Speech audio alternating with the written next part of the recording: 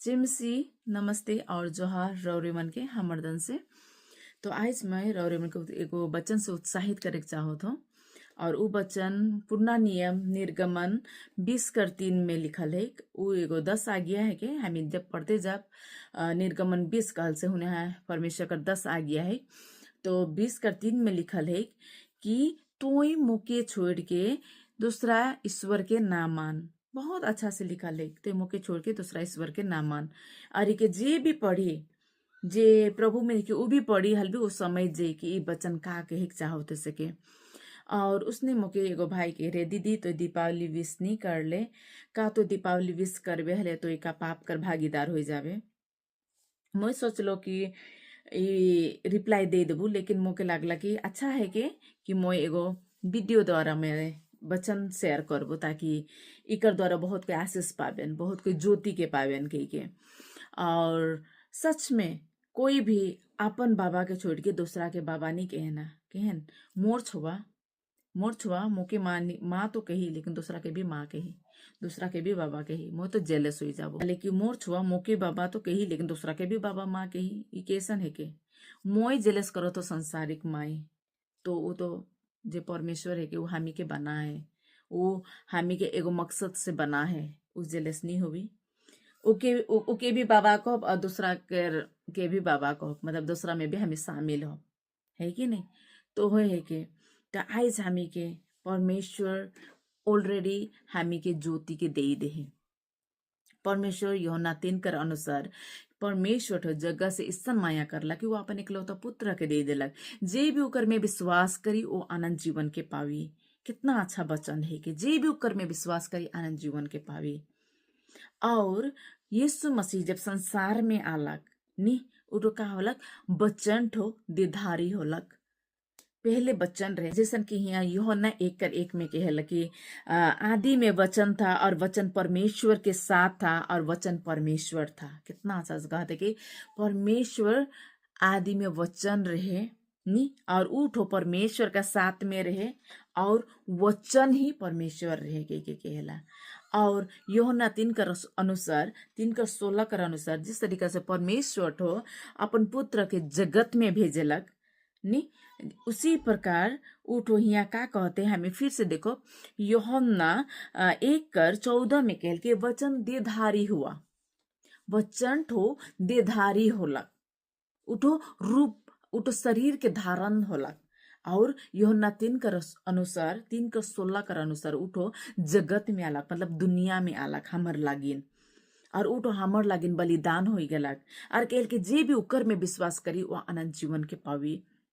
उसने ओ यीशु मसीह को ज्योति करना है आलक हामी इके देखे सकप हिया यूहन्ना 1:13 में कहेला उठो ना लहू से रहे ना जन्म लग नी उ लहू से नहीं जन्म लग ना शरीर कर इच्छा से जन्म लग ना मनुष्य कर इच्छा से जन्म लग परंतु उ परमेश्वर कर इच्छा से जन्म लग मतलब परमेश्वर कर इच्छा से उठो सब ठो देधारी होला के वचन कितना अच्छा से कहते हमी के एक्सप्लेन करत है वचन ठो। तो उसने है प्रियो यीशु मसीह जिस तरीका से संसार में आलक वो हमार लागिन बलिदान होलक और 3 दिन में उठो जिंदा होलक और उठो ज्योति रहे कही के अंधकार उके ढापे नहीं सकलक कोई भी ज्योति के ढापे नहीं सकेना है कि नहीं। उसी तरीका से उके कब्र उके मृत्यु कोई उके ढाके नहीं सकलेन और उठो 3 दिन में जिंदा हो गलक और केल जे मोर में विश्वास करी वो आनंद जीवन के पावी के केल यीशु कर वचन ठो। तो आज हामी मने उकर में विश्वास कर रही काले के आनंद जीवन पावे के लिए बहुत कोई सब कोई अलग अलग में विश्वास करें काले के आनंद जीवन पावे के लिए कि मैं मृत्यु कर बात के मैं अच्छा से मैं देखे सबू कि मैं स्वर्ग जाबू नहीं बहुत कोई उधार कोई आनंद जीवन वही पावे के लिए सबका अलग अलग रास्ता है। लेकिन यहाँ बचन कहला मार्ग सत्य और जीवन मोहे को कहला अलग अलग रास्ता तो है कि लेकिन यीशु ही कहल कि मोहे को मार्ग मोहे को सत्य मोहे को जीवन मुके छोड़ कोई भी परमेश्वर के पिता के पास नहीं जा सकी मतलब आनंद जीवन कर नहीं जा सकबेन के कहते बचन ठो। और यहाँ एक ठो वचन कहेला यूहन्ना 8:12 में कहल के जगत कर ज्योति तो मोय है को, जे मोर पीछे आवी वो अंधकार में नहीं चली परंतु लेकिन ज्योति के पावी के कहल। कितना अच्छा वचन, मोय जगत कर ज्योति है को। हामी देखे सकिल बाइबल कर वचन द्वारा कि सच में वो जगत कर ज्योति रे, उके मृत्यु दबाइक नहीं सकलक, उके अंधकार ढापेक नहीं सकलक, उ जगत कर ज्योति है के। और जे उकर में विश्वास करी, जे उकर पीछे जई, वो अंधकार में नहीं जई। पहले मोय भी अंधकार में चलत रहो, पहले मोय भी सब प्रकार कर मानत रहो, लेकिन जब मोय अंधकार में रहो और मैं ज्योति के नहीं जानत रहो, बहुत को उसने हन कि अंधकार में हन और मैं ज्योति के नहीं जानत हन, मोके लागत रहे मैं जे करत रहो मैं सही करत रहो, काली कि मैं अंधकार में रहो, अंधकार में पता नहीं चले कि तो का करत हिस्से के, कि तो कौन रास्ता में जाते सके पता नहीं चले, कि वो रास्ता में का है, गड़ा है, ढोड़ा है, का है, ढोंगा है, पत्थर है, कौन पता नहीं चलेला अंधकार में। लेकिन जब मैं अंधकार में से जब मैं ज्योति के जान लो, जब मैं ज्योति का रास्ता में हिट शुरू कर लो, तब मैं जान लो कि ओ ये रास्ता में हिट होत रहो, वहां तो ढोंगा है, ये रास्ता में हिट होत रहो, यहाँ तो गढ़ा है, खटा है। लाइट में हीट के हेवाई के कोई अंधार में हीट नहीं खोजन है कि नहीं। उसने विश्वासी मनकर जीवन स्तन है, जे प्रभु के पावल विश्वासी भाई बहन मन, जे प्रभु के पाई के ज्योति में चल के ऊ मने निजन अंधार में चले के ले, बल्कि ऊ मने का करे ना, यहाँ का कहते जे उकर पीछे जई उठो अंधार में नहीं चली, ज्योति में चले ले, उठो ज्योति में चली। और कितना अच्छा कहल एगो वचन भी यहाँ हमें देखो यहाँ ऐसा कहला भजन संगीता 119 कर 105 में कहला कि तोर वचन मोर पाँव कर दीपक है के और मोर मार कर उजियाला है के। कितना अच्छा कहला के कहे तोर वचन, वचन के है के यीशु मसीह है के वचन ठो दीधारी होला है कि नहीं। वचन हमें एकने देख ली यूहन्ना 1:1 में शब्द रहे, यूहन्ना 1:14 में दीधारी होला। तोर वचन मोर लेगिन काहे के, तोर वचन मोर लागिन दीपक है के, तोर वचन मोर पाँव कर दीपक है के, मतलब कि मैं अंधार में नहीं जाबो, मैं ज्योति में जाबो। तोर वचन अगर हमें प्रभु में रहब तब हम प्रभु कर वचन में हमें ज्योति में जाने सकब, हमें जाने सकब कौन अच्छा है कि हमें जाने सकब कौन बुरा है किसी के। हमें जानते जानते बुरा में नहीं जाब, हमें जानते जानते ज्योति में जाइन के मैं जानो तो कि ये अंधार है कर हुआ गाढ़ा है, मैं नहीं हिटबो, मैं जानो तो मैं अगर हिटबो तो मैं गिरबो। तो हमी के मैं नहीं हिटोन, मैं काले के मैं ज्योति का संतान है को, मैं ज्योति में चले वाला बेटी है को। तो मोय एकला नहीं, लेकिन जितना विश्वासी मन जे प्रभु में हिटा था, जे प्रभु में आहा तो निमन ज्योति का संतान है का। और यहाँ तीसरा में लास्ट में क्या कहते, परंतु जीवन की ज्योति भी पाएगा। वो तो ज्योति में तो चलबे, लेकिन तो जीवन कर ज्योति भी पाबे के ये कहते। हामी इज्जत में तो चलब प्रभु में, लेकिन उस ज्योति के भी हामी पाओप के कहते। और यहाँ कितना अच्छे खोटो वचन कहला मत्ती 5:14 में कहला, मत्ती 5:14 में कितना अच्छा वचन कहते कि तोय जगत कर ज्योति है केस, तुम जगत की ज्योति हो, जो नगर पहाड़ पर बसा हुआ है वह छिप नहीं सकता। कितना अच्छा कहते परमेश्वर हामी के नहीं कहते कि तोय घर कर कोना कर बत्ती है किस, तोय तोय साइड कर बत्ती है किस, नहीं कहते कि तोय। पहले हामी देख ली यूहन्ना 8:12 में कि क्या कहते जगत कर ज्योति मोय है को के कहते। और फिर एखन हामी देखो थी मत्ती 5:14 में की कहल की तोय जगत कर ज्योति है किस कहला। देखा मतलब का के चाहो थे कि जे मोय है को, जे मोर पीछे आवी उ चमक तोर में भी रही, उ ज्योति तो बन जाबे। आइज हामी जे प्रभु ज्योति है के उ जो उठो चमक है के उ ज्योति है के संसार कर, जब हामी ओकर पीछे जइला हामी मन ज्योति में हिटेल, हामी ज्योति में हिटे का साथ साथ हामी मन ज्योति में हामी मने बन जइला, हामी ज्योति बन जइला। और कहेला यहाँ कितना अच्छा कहते परमेश्वर का वचन मत्ती 5:14 में के तोय भी संसार कर ज्योति है किस, तोय भी जगत कर ज्योति है किस। जे पहाड़ में ऊपरे में रहेला। कितना अच्छा कहते जे छिपल नहीं जाएला। हामी देखे सकेला हामी सिलीगुड़ी कर आदमी मने खरसाङ दार्जिलिङ लाइल कर लाइट हामी मने कितना दूर से भी देखे सकीला नी। कल को मन पहाड़ कर ऊपरे घर में जे लाइट रहेल उके जितना भी दूर से दिखल जाएला देखे सकब हामी। उसने हामी के नी छिपे वाला लाइट बना है। हामी के नी छिपेकला लाइट बताथे यीशु मसीह जे प्रभु में हंसे के हामी मन छिपेक नहीं सकब। हामी मन एगो ज्योति बेंजल जब हामी प्रभु में आवेल हले। हालेलुया। तो हमर जीवन द्वारा लाइट साइन होवी कि अंधार होवी, हामी कौन टाइप कर लाइट है कि हामी अपने आप के जज करा, अपने आप के तुम चेक करा कि हामी विश्वासी मने, हामी बहुत जन विश्वासी मन प्रभु के जान के भी हामी मने का करेला दुई गो पाँव में पाँव राखेल।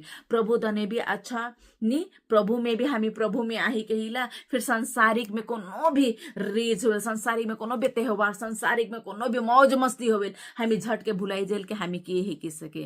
हामी चमके वाला उ पहाड़ में चमके वाला उ दिया है कि उ चमके वाला उ ज्योति है कि हामी भुलाई जाइला। तो आज मैं प्रियो म तो उत्साहित करे चाहो तो जिस तरीका से मके उ भाई कहलक कि का तो विष कर दे बेल पाप कर अधिकार हो जाबे, लेकिन मैं काले में करबो। मैं जानो तो मोर बाबा उ है के जे ज्योति के तो टेम्परी नहीं लागे उठो, आनंद जीवन कर ज्योति है के उके मैं जाइन के मैं केसन और दूसरा में जाबो। मैं ज्योति में जाइन के मैं काले अंधकार में जाबो। मैं असल मधु के मैं चाय के मैं चीनी के काले में खोजबो, है कि नहीं। तो उसी तरीका से मैं उत्साहित करे चाहो तो भाई बहन मन आज प्रभु में हमी आही, हमी अपन चमक के हमी के बढ़ाई के हमी की है कि हमी जगत कर ज्योति है कि हमी जगत कर ज्योति है कि सके रौरे मन पहचाना चिन्हा हमी के है कि हमी तुरते भुलाई जाइला कि एक ठो त्योहार आवेल हमी प्रभु हमी क्रिश्चियन है कि हमी विश्वासी है कि हमी भुलाई जाइला। हमर द्वारा से ज्योति हो सकी, हमर द्वारा से गवाही हो सकी। वाह इवन प्रभु में कितना अच्छा है। सच में ई मने प्रभु के छोड़ और दूसरा के ईश्वर करके नहीं माने ना। उठो तीसरा में कहते पहला आज्ञा है कि इठो मुके छोड़ के दूसरा के ईश्वर करके ना मान, कोनो प्रकार का मूर्ति पूजा ना कर। दुई में कहला हमी के मूर्ति पूजा करे के नहीं के, हमी के दूसरा के प्रभु जाइन के हमी के माने के नहीं के।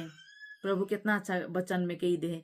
और हमी काले अंधा बनो थी, काले हमी अंधार में डुमरा थी। ये वचन के जानते लाइट है, लाइट रहते रहते हमें अंधार में काले ढुको थी, है कि नहीं। हमी के दुई गो गोड़ के एगो नौका प्रभु दने एगो नौका संसार दने करके जा फले हमी गिर जा। अलग अलग जाए संगे नहीं जाए, संसार कर नौका और प्रभु का नौका एक नहीं जाए, अलग अलग जाए।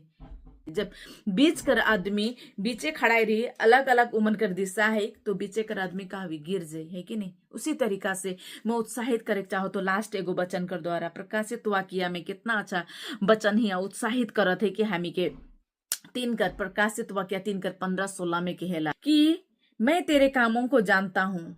आज हमी जे भी करत है नी, हमी संसार के खुशी करे के लिए करत थी या के कोई मोके दुख नहीं के को मैं दुख नहीं देबो सेले भी हमी मन करत थी। हले प्रभु जानो थे तोर काम के तो हिने भी खुशी करबू के भी खुशी करबू नहीं होवी।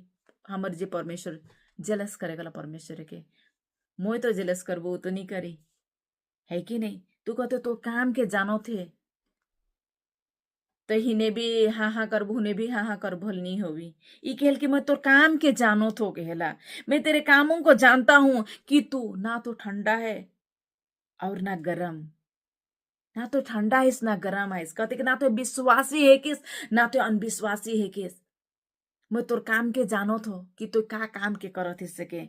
भला होता कि तू ठंडा या तो गरम होता, या तो तू ठंडा रह या तो तू गरम रह, लेकिन तो हिने भी और हुने भी हो बेहल का कहला। इसलिए तू गुनगुना है, ना तो ठंडा पानी किस ना गरम, तो तू गुनगुना पानी है किस का कहला। और ना तो ठंडा है ना गरम है, गुनगुना पानी है किस।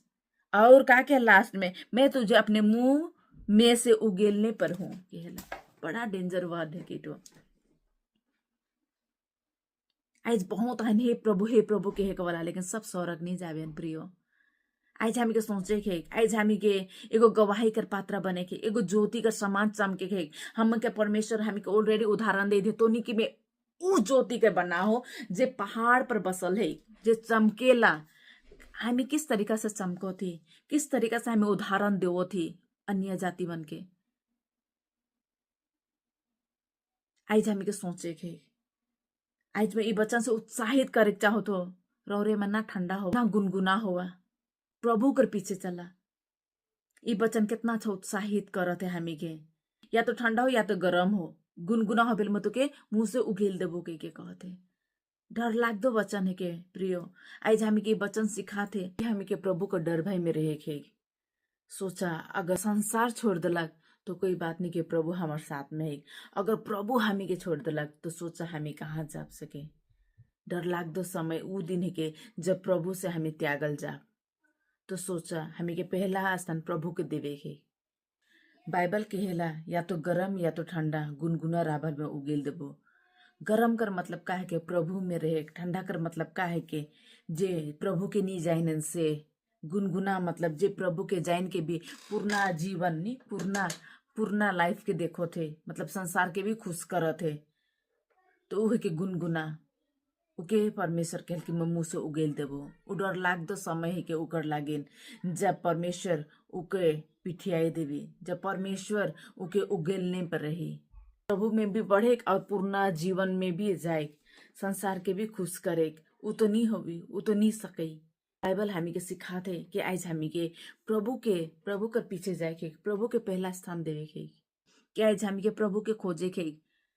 उकर मतलब का है के या तो ज्योति में रह या तो अंधकार में रह। ज्योति अंधकार करते रहबे, हर बीच में रहबे हल उकर कभी भी का दिगो नाव में पैर रखबे हल गिर जाबे, है कि नहीं। उसी तरीका से हो जाए के बचन है कि हामी कर पाँव कर दीपक यीशु मसीह है के ऊ है के जगत कर ज्योति, और हामी के उकर ज्योति में चले के करके संसार डर लाग दो संसार है के कर एकले हामी बाचिक नहीं सकब। हामी कर कर्म से हामी मन उतना थी नहीं की, हामी मने काम करके मोय पैसा दे के दान दे के दक्षिणा दे के मोय अपने अपन कर्म के मैं ढापे के नहीं सकबो।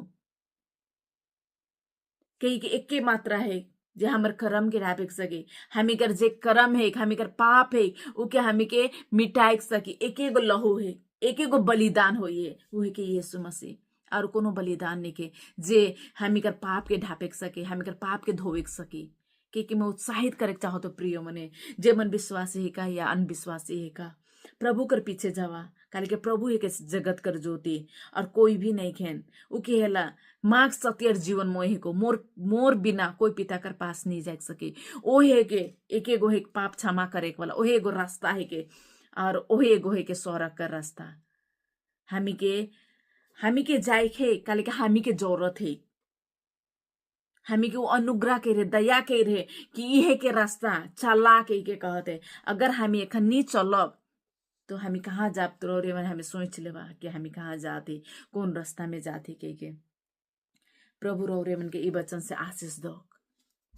जय मसीह।